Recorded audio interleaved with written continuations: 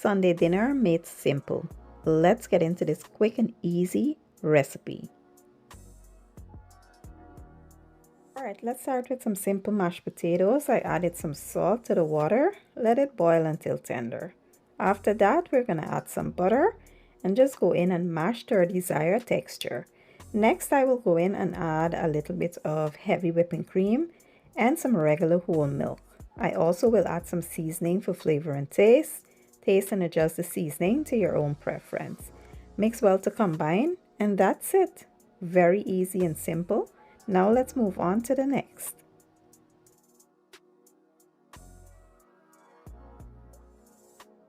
Today we'll be doing some zucchini. You ever get tired of eating the same vegetables all the time? Yes, that's me right now. So I'm going to go ahead and add some oil to the zucchini. And I have the seasonings, which I will just coat them very well.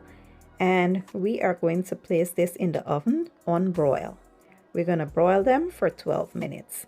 You're going to flip it after 6 minutes. And yeah, once it's done, it should be looking like this.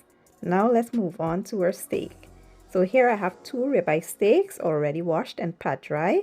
And here are the seasonings I'll be using. By the way, everything that I'm using will be listed in the description or the caption. You want to combine that well and then add some oil. And we will go in and coat the steaks generously with the seasonings. Once done, set aside to marinate for about 30 minutes.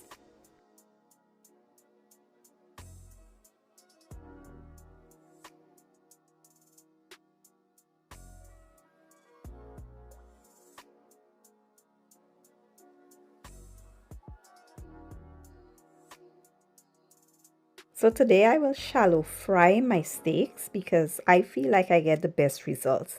If you want to sear yours, add less oil and just go ahead and do the same thing you see me doing here. So I added the steak and allowed to cook for about 4 minutes per side. Now this will vary depending on the size of your steak and the way you like your steak cooked. I like mine medium, so 4 minutes was perfect. Cook until it's nice and golden brown and to your desired doneness, then remove and set aside.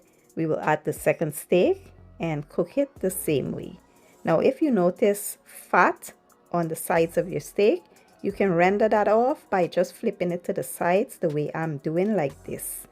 Once that fat is rendered, remove and just set aside, and you can now plate up everything and enjoy. When I tell you this meal was so quick and easy, but yet still delicious, you have to try it.